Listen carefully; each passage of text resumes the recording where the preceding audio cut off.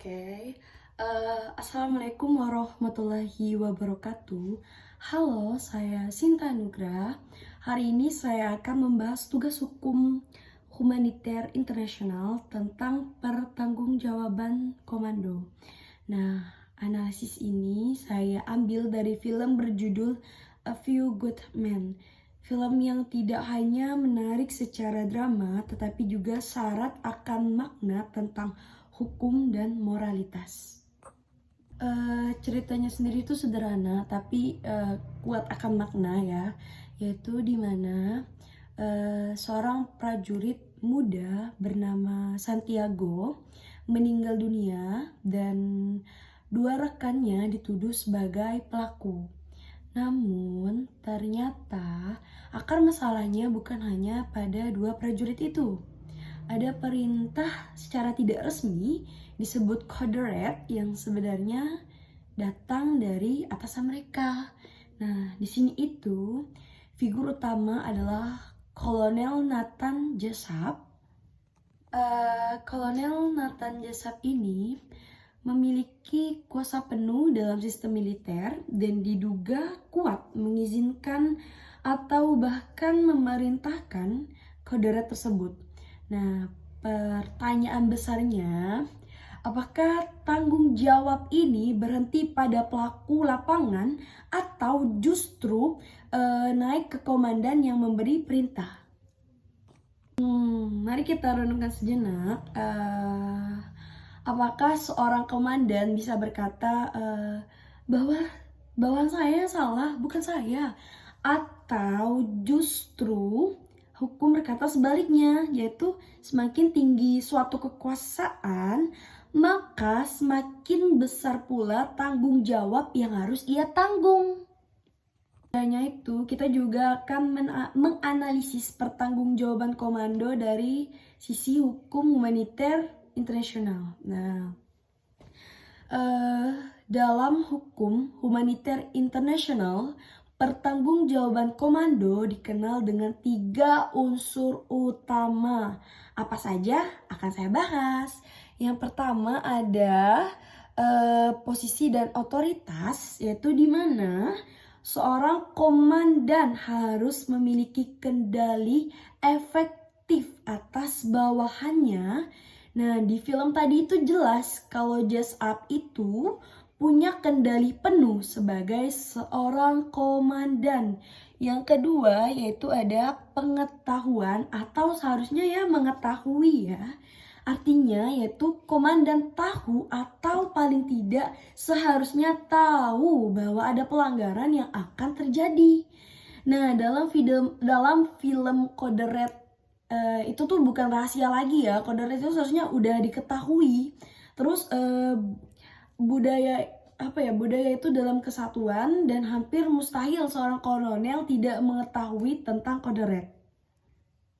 Yang ketiga ada tindakan atau kelalaian.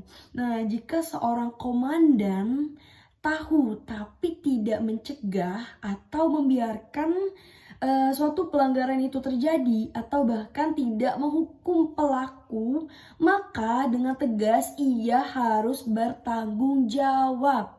Nah, di film Jessup ini bukan saja hanya kelalaian, tetapi secara aktif meneguhkan budaya Code Red.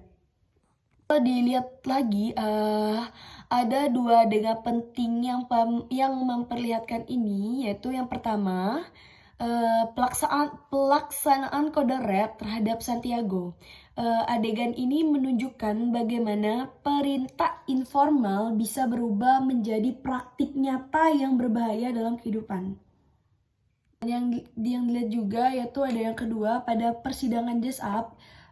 Di sini itu terungkap kalimat terkenal yaitu "You can handle the truth". Kalimat itu tuh menunjukkan kalau bahwa Jessup percaya ia bertindak demi kepentingan militer, tapi hukum melihatnya secara berbeda.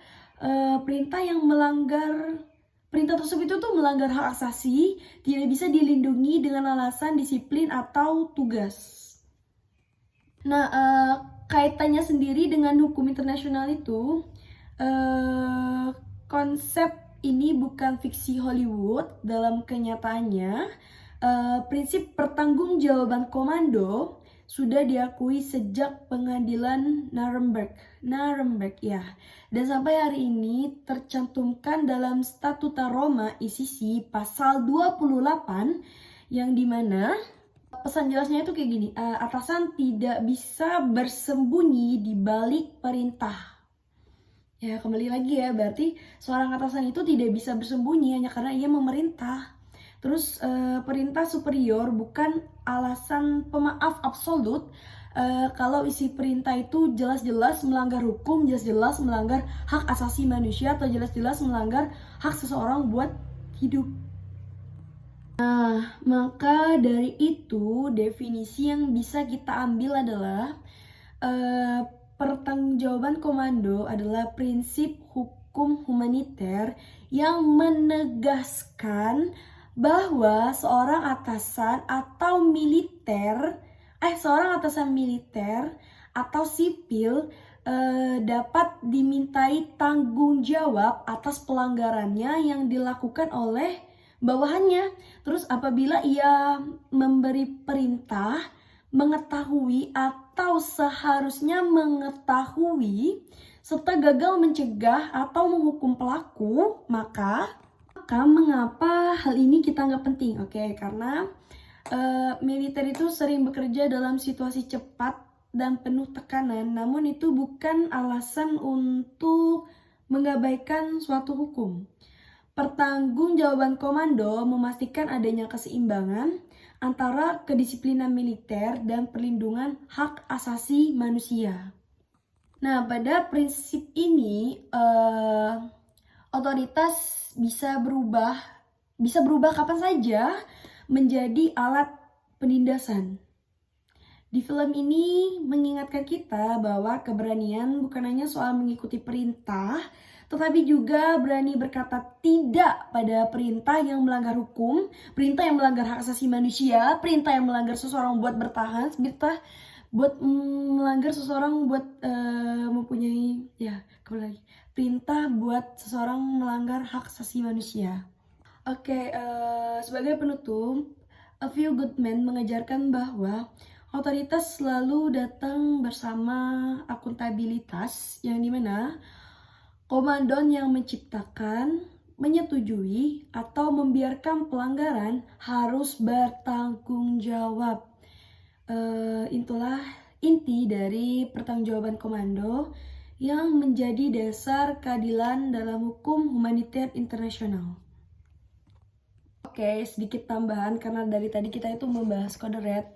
Saya hampir saja lupa menjelaskan apa itu kode red. Jadi, kode red adalah hukuman fisik atau tindakan disiplin tidak resmi yang diberikan oleh sesama prajurit kepada rekannya yang dianggap melanggar norma kelompok, lemah, atau tidak cocok dengan unit.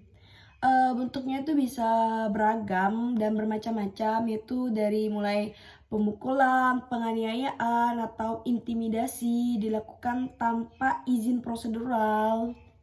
Kode red ini tuh kayak semacam tradisi internal atau vigilant justice dalam barak militer. Dari sudut hukum humaniter sendiri itu, kode red itu tuh kayak mencerminkan perintah ilegal atau praktik kekerasan sistematis yang dipelihara oleh atasan atau langsung dari atasan. Jadi inilah yang menghubungkan film dengan prinsip pertanggungjawaban komando, yang dimana komandan itu bisa bertanggung jawab jika membiarkan atau mendorong praktik kode red tersebut atau praktik yang melanggar suatu hukum. Mungkin hanya sekian yang bisa saya sampaikan. Salah, lebih, dan kurangnya saya mohon maaf. Wassalamualaikum warahmatullahi wabarakatuh.